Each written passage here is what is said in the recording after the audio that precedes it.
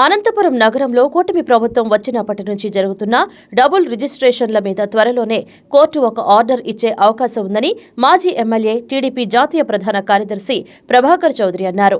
అనంతపురంలోని తన కార్యాలయంలో ఆయన మీడియాతో మాట్లాడుతూ అమరావతికి చట్టబద్ధత రావడంపై హర్షం వ్యక్తం చేశారు.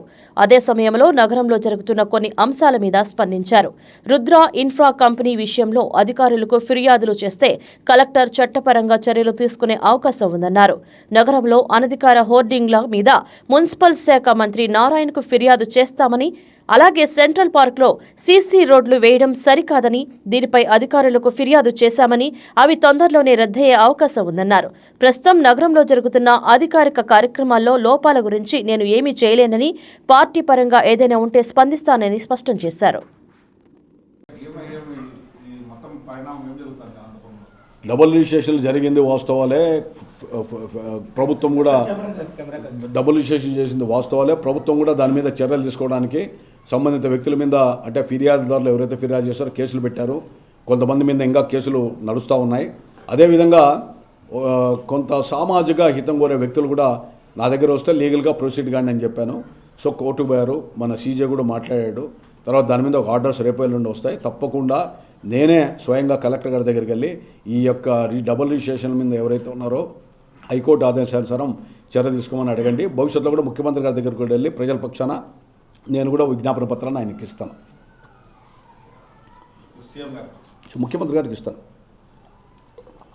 తర్వాత ఒకటి రుద్రా కన్స్ట్రక్షన్స్ పేరుతో ఒకటి ఫేక్ ఇది వచ్చిందని చెప్పేసి మీ పార్టీకి సంబంధించిన వాళ్ళే దాన్ని సమాచార హక్కు చట్టం కింద అడిగారు. తర్వాత దాని మీద క్లారిటీ వచ్చింది. మరి ఆ రకంగా చేయొచ్చా? అంటే ఎటువంటి అనుభవం లేని కాంట్రాక్టర్ వల్ల చేయడం అది తప్పు కదా? ఈ ప్రశ్న అలాంటి కన్స్ట్రక్షన్ కంపెనీలో బంధుత్వం ఉన్న వ్యక్తులు, అలాంటి కన్స్ట్రక్షన్ కంపెనీతో సంబంధం ఉన్న వ్యక్తులు లేదా ప్రజాప్రతినిధులు ఉంటే వాళ్ళని ప్రశ్నించాలి. ఎందుకంటే నేనేమైనా కన్స్ట్రక్షన్ పేరుతో పెట్టింటే, నేను ఏమైనా తప్పుడు చర్యలు చేసింటే మీరు నన్ను ప్రశ్నించండి. నేను దానికి సంబంధించిన వ్యక్తి కాదు, నేను పిటిషనరు కాదు. ఒకవేళ ఎవరైనా కాంట్రాక్టర్లు వచ్చి నాకు ఫిర్యాదు చేస్తే ఒక పౌరుడిగా ఇదో మాకు రావాల్సినటువంటి అవకాశాలు కానీ ప్రయోజనాలు కానీ లేకుండా చేశారు, ఇది అన్యాయం కదా అంటే నేను సంబంధిత అధికారులతో మాట్లాడడానికి సిద్ధంగా ఉంటున్నాను. అన్ని వేళలో నా దృష్టికి తీసుకొని వస్తే నేను పత్రికల్లో చదివిందే. ఈ హోర్డింగ్స్ సంబంధించి కూడా ఒక అతను బిల్ వేశాడు హైకోర్టులో. ఈ హోర్డింగ్స్ అసలు యాక్చువల్గా ఇప్పుడు NH7లో హైవే కింద మీ మున్సిపాలిటీ వాళ్ళకి పోలే. అయితే మీరు అడ్డదిడ్డంగా మీరు అంటే మీరు అధికార పార్టీలో జాతీయ ప్రధాన కార్యదర్శి కాబట్టి మిమ్మల్ని క్వశ్చన్ చేస్తున్నాము. మీ పార్టీ ఏం చేయాలి, ప్రజలకు ఏం సమాధానం ఇస్తారు? ఇది జరుగుతుంది. ఇప్పుడు దీంట్లో మీరు జర్నలిస్టులు ఉన్నారు, అందరికీ బాధ్యత ఉంది. ఎక్కడైనా జరిగినప్పుడు ఏదైనా కూడా ప్రస్ఫుటంగా ప్రచురించాలా, ప్రజల పక్షాన నిలబడాలా. అదేవిధంగా రాజకీయ నాయకులుగా అధికార పార్టీలో మాకు కూడా ఏదైనా ప్రజల పక్షాన ఉండాల్సిన బాధ్యత మా మీద కూడా ఉంది. మేము లేదని విస్మరించడంలా. మీరు చెప్పినట్లు ప్రొహిబిటెడ్ ఏరియాలో అడ్వర్టైజ్మెంట్స్ బోర్డ్స్ వేశారు అని చెప్పి నాకు కూడా దృష్టికి వచ్చింది. అది రాతమూలకంగా ఇమ్మని అడిగాను. తప్పకుండా కోర్టులో కూడా ఏదో చదివాం నిన్న వచ్చినట్టు. వాటి మీద ఏ రకంగా చర్య తీసుకోవాలో మేము సంబంధిత మంత్రితో నారాయణ గారికి కూడా లెటర్ ఇచ్చి దాని మీద కూడా ప్రజల యొక్క రవాణాకు లేదా ప్రజల యొక్క ప్రాణాలకు నష్టం లేని రీతిలో ఎవరేం చేసుకున్నా తప్పులేదు. కానీ ఆ విధంగా ఆటంకం ఉన్న చోట తప్పకుండా మేము ప్రతిఘటిస్తాను. తప్పకుండా దాని వాళ్ళ పక్షాన ఉంటాం. సెంట్రల్ పార్క్లో యాక్చువల్గా మామూలు పార్కులు అంటేనే కొంత నడిచే వాతావరణం ఉంటుంది. తర్వాత ట్రాక్ కానీ ఇట్లాంటివి లేకుండా ప్రకృతికి సహజంగా ఉండేవారు. దాంట్లో మీరు సీసీ రోడ్లు వేస్తే మీరు ప్రారంభోత్సవాలు నేను దానికి మీకు తెలియని విషయం ఏంటంటే హైకోర్టులో ఒక జడ్జిమెంట్ వచ్చింది ఇంతకుముందు. నేను పిల్ వేశాను. అప్పుడు వేరే ప్రభుత్వం ఉన్నప్పుడు దాన్ని సుబ్రహ్మణ్యేశ్వర ట్రస్ట్కి ఏదో కౌన్సిల్లో తీర్మానం చేశారని రకరకాలు పెడితే దాన్ని వచ్చి ప్రొటెక్ట్ చేశా. నేను ప్రొటెక్ట్ చేసిన తర్వాత నాకు మొన్న సీసీ రోడ్లు వేస్తున్నారని చెప్పి తెలిసింది. సీసీ రోడ్లు వేస్తున్నారని తెలిస్తే నేనే అబ్జెక్షన్ పెట్టాను. మీకు తెలియని విషయం అంటే నేనే అబ్జెక్షన్ పెట్టాను. అబ్జెక్షన్ పెట్టి అది ఫ్లోరా అండ్ ఫానా అది అనేటువంటిది అది ఉండాలా అనేది రకరకాలుగా కొన్ని నిబంధనలు ఉన్నాయి.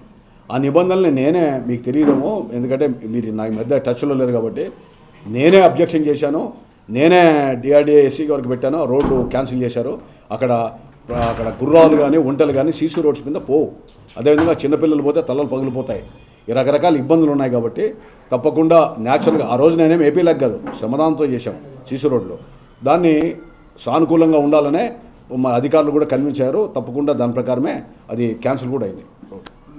అలాంటి కన్స్ట్రక్షన్ కంపెనీలో బంధుత్వం ఉన్న వ్యక్తులు, అలాంటి కన్స్ట్రక్షన్ కంపెనీతో సంబంధం ఉన్న వ్యక్తులు లేదా ప్రజాప్రతినిధులు ఉంటే వాళ్ళని ప్రశ్నించాలి. ఎందుకంటే నేనేమైనా కన్స్ట్రక్షన్ పేరుతో పెట్టింటే, నేను ఏదేమైనటువంటి తప్పుడు చర్యలు చేసింటే మీరు నన్ను ప్రశ్నించండి.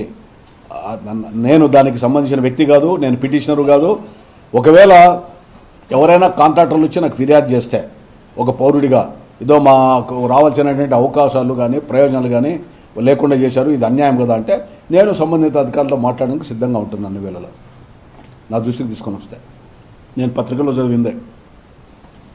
ఈ హోర్డింగ్స్ సంబంధించి కూడా ఒక అతను బిల్ వేశాడు హైకోర్టులో. ఈ హోర్డింగ్స్ అసలు యాక్చువల్గా ఇప్పుడు NH7లో హైవే ఇంకా మీ మున్సిపాలిటీ వాళ్ళకి పోలే.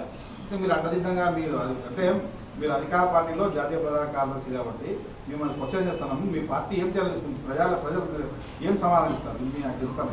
ఇప్పుడు దీంట్లో మీరు జర్నలిస్టులు ఉన్నారు, అందరికీ బాధ్యత ఉంది. ఎక్కడైనా జరిగినప్పుడు ఏదైనా కూడా ప్రస్ఫుటంగా ప్రచురించాలా, ప్రజల పక్షాన నిలబడాలా. అదేవిధంగా రాజకీయ నాయకులుగా అధికార పార్టీలో మాకు కూడా ఏదైనా ప్రజల పక్షాన ఉండాల్సిన బాధ్యత మా మీద కూడా ఉంది. మేము లేదని విస్మరించడంలా. మీరు చెప్పినట్లు ప్రొహిబిటెడ్ ఏరియాలో అడ్వర్టైజ్మెంట్స్ బోర్డ్స్ వేశారు అని చెప్పి నాకు కూడా దృష్టికి వచ్చింది. అది రాతమూలకంగా ఇమ్మని అడిగాను. తప్పకుండా కోర్టులో కూడా ఏదో చదివాం నిన్న వచ్చినట్టు.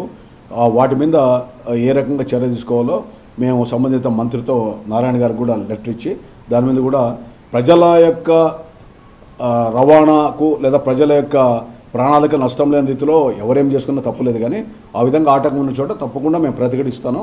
తప్పకుండా దాని వాళ్ళ పక్షాన ఉంటాం. సెంట్రల్ పార్క్లో యాక్చువల్గా మామూలు పార్కులు అంటేనే కొంత నడిచే వాతావరణం ఉంటుంది. తర్వాత ట్రాక్ కానీ ఇట్లాంటివి లేకుండా ప్రకృతికి సహజంగా ఉండేవారు. దాంట్లో మీరు సీసీ రోడ్లు వేస్తే మీరు ప్రారంభోత్సవాలు నేను దానికి మీకు తెలియని విషయం ఏంటంటే హైకోర్టులో ఒక జడ్జిమెంట్ వచ్చింది ఇంతకుముందు. నేను పిల్ వేశాను అప్పుడు వేరే ప్రభుత్వం ఉన్నప్పుడు. దాన్ని సుబ్రహ్మణ్యేశ్వర ట్రస్ట్కి ఏదో కౌన్సిల్లో తీర్మానం చేశారని రకరకాలు పెడితే దాన్ని వచ్చి ప్రొటెక్ట్ చేశాను. నేను ప్రొటెక్ట్ చేసిన తర్వాత నాకు మొన్న సీసీ రోడ్లు వేస్తున్నారని చెప్పి తెలిసింది. సీసీ రోడ్లు వేస్తున్నారని తెలిస్తే నేనే అబ్జెక్షన్ పెట్టాను. మీకు తెలియని విషయం అంటే నేనే అబ్జెక్షన్ పెట్టాను. అబ్జెక్షన్ పెట్టి అది ఫ్లోరా అండ్ ఫానా అది అనేటువంటిది అది ఉండాలా అనేది రకరకాలుగా కొన్ని నిబంధనలు ఉన్నాయి. ఆ నిబంధనల్ని నేనే, మీకు తెలియదేమో ఎందుకంటే మీరు నా మధ్య టచ్లో లేరు కాబట్టి, నేనే అబ్జెక్షన్ చేశాను. నేనే డిఆర్డీఏ ఎస్సీ గారికి పెట్టాను. రోడ్డు క్యాన్సిల్ చేశారు. అక్కడ గుర్రాలు కానీ ఒంటలు కానీ సీసీ రోడ్స్ మీద పోవు. అదేవిధంగా చిన్నపిల్లలు పోతే తలలు పగిలిపోతాయి. ఈ రకరకాల ఇబ్బందులు ఉన్నాయి కాబట్టి తప్పకుండా న్యాచురల్గా ఆ రోజు నేనేం ఏపీ లెక్క కాదు శ్రమదానంతో చేశాం సీసీ రోడ్లో దాన్ని సానుకూలంగా ఉండాలనే మా అధికారులు కూడా కన్విన్స్ తప్పకుండా దాని ప్రకారమే అది క్యాన్సిల్ కూడా అయింది. నగరంలో కేవలం అత్యంత ధనవంతులు ఉన్న ప్రాంతాల్లోనూ లేకపోతే ఇంకొక ప్రాంతాల్లో కూడా సిమెంట్ రోడ్లు ఉన్న డ్రైన్లు పీకి దమదమ వేస్తారు. అదే స్లమ్స్లో మీరు ఎందుకు వేయలేకపోతున్నారు? ఇప్పుడు విలేకర్ గారు, నేనేదో ప్రజాప్రతినిధి అయినట్లు అనంతపురంలో, నేను ఏదో పార్లమెంట్ సభ్యుడు అయినట్టు, మేయర్ అయినట్టు మీరు నన్ను అడుగుతున్నారు కొన్ని క్వశ్చన్లు. మీరు అడగాల్సిన క్వశ్చన్స్ వాళ్ళే. జాతీయ ప్రధాని కలిసి పార్టీ పరంగా చెప్పు. నేను ప్రజల పక్షాన మీరే చెప్పినవన్నీ కూడా నేను ప్రొటెక్ట్ చేస్తున్నా అని చెప్పాను. మీరు ఏదైనా అక్కడ వచ్చి ఏమన్నా డెవలప్మెంట్ రోడ్లు కావాలంటే నా పరిధి కాదు కదా, రోడ్లు నేను వేడు కదా. మీరు కూడా ఫైట్ చేయండి. మీరు ప్రజల పక్షాన్ని మీరందరూ కూడా మాట్లాడండి.